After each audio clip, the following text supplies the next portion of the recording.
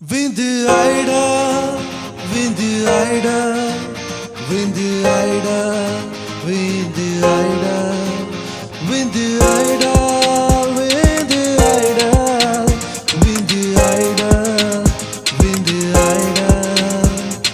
कुछ हमारे सपने हैं, कुछ हमारे अपने हैं, हमारे जज्बातों की ये उड़ान है।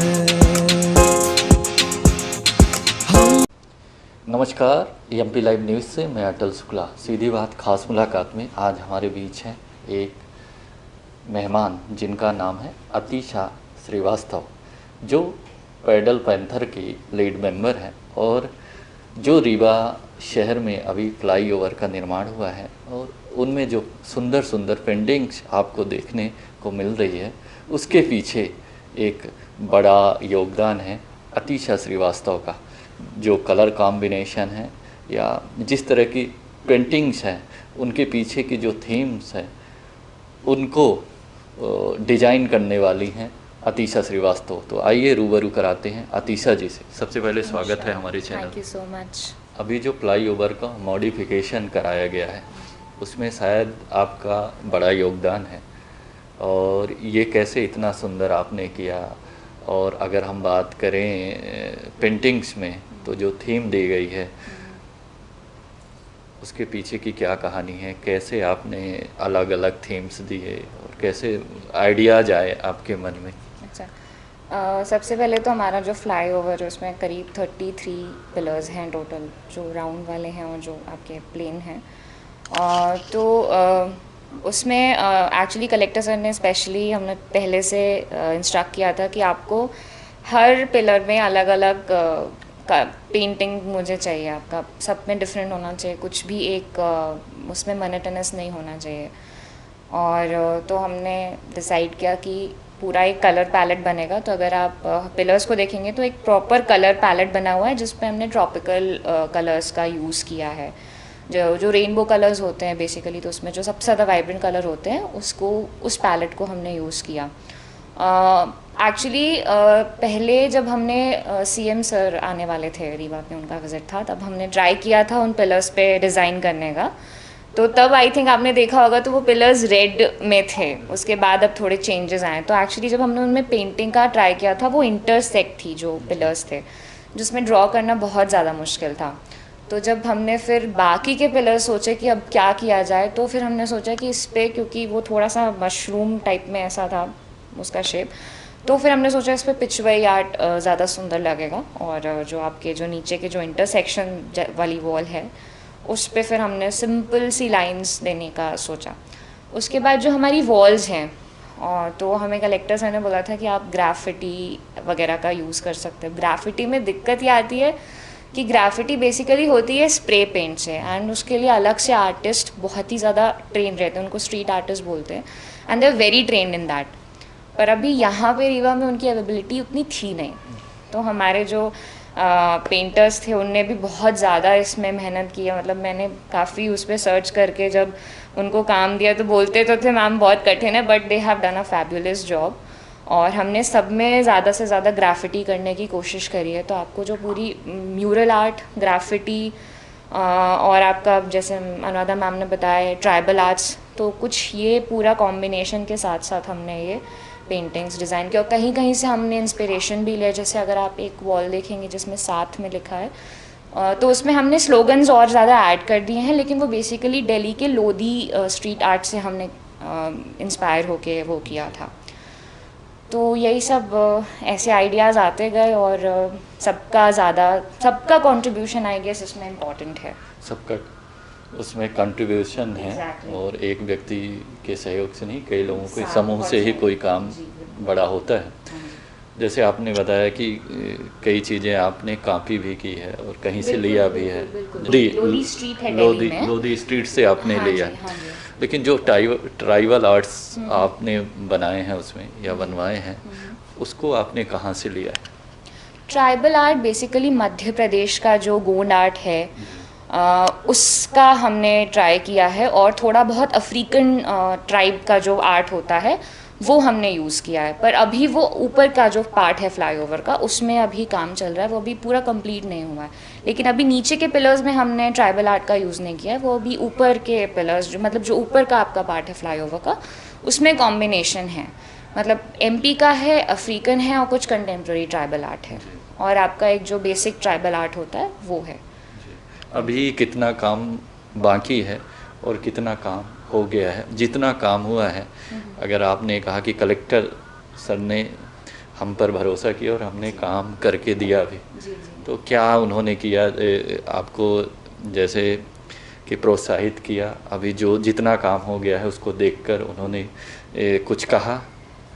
बिल्कुल सर, जब भी जैसे अगर हम एक्चुअली हम पहले उन्हें ये सबसे अच्छी बात है उन्होंने जो करी है कि हम उन्हें डायरेक्ट कांटेक्ट कर सकते हैं, हम उनसे गाइडेंस ले सकते हैं। तो जब भी हमें कोई पूछना होता था कि ये पेंटिंग ज़्यादा अच्छी है या ये पेंटिंग हम उसमें करवाएं, तो हम उनसे पहले पूछते थे, अगर वो हाँ बोलते थे तो ही हम करवाते थे।